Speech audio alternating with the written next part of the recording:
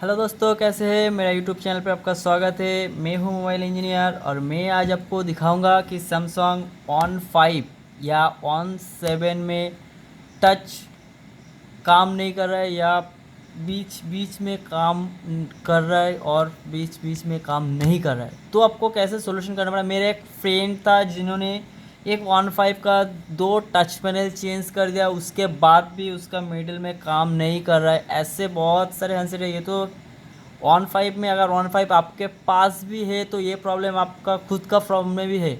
अगर वीडियो देखने के बाद आप चेक कर सकते हैं, आप चेक कर पाएंगे आपका हैंडसेट में है कि नहीं है।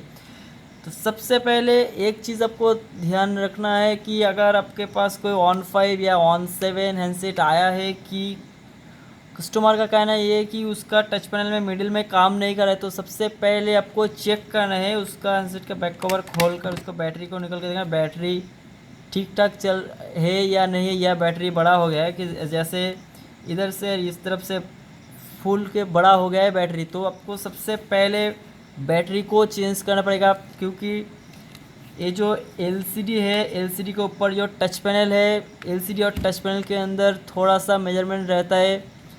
तो जब बैटरी बड़े होता है, बैटरी को बैक ग्लास से जब लगाते हैं बैक कवर, तो बैटरी इधर से प्रेशर करता है पीछे से, इसीलिए वो एलसीडी टच के साथ लगकर एक लिक्विड सा दिखाई देता है एलसीडी आपका टच पैनल में।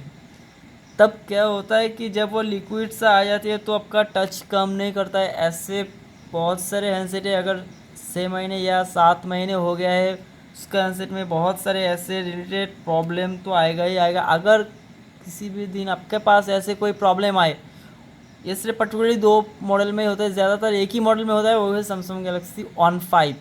अगर आपके पास ऐसे कोई हैंडसेट आए तो आप पहले टच पैनल को मत चेंज कीजिए। सबसे पहले बैटरी आपको बैक ग्लास को निकाल कर चेक करना है। जब भी आप बैक ग्लास को निकालेंगे तो आपका जो मिडिल में ऑयल ही रहेगा वो ऑयल ही चले जाएगा। अगर ऑयल ही चले गए तो आपका टच पैनल अच्छी से काम करेगा। अगर फिर भी नहीं गया तो बैटरी को आपको निकालना है। अगर अगर आपके पास को कुछ भी एब्जॉर्बर है, वैक्यूम जैसे कुछ, तो टच के ऊपर लगाकर उसको अच्छी से खींचना है। हल्का सा खींचने से वो क्या होगा, जो मेज़रमेंट था है बीच का, वो अलग हो जाएगा।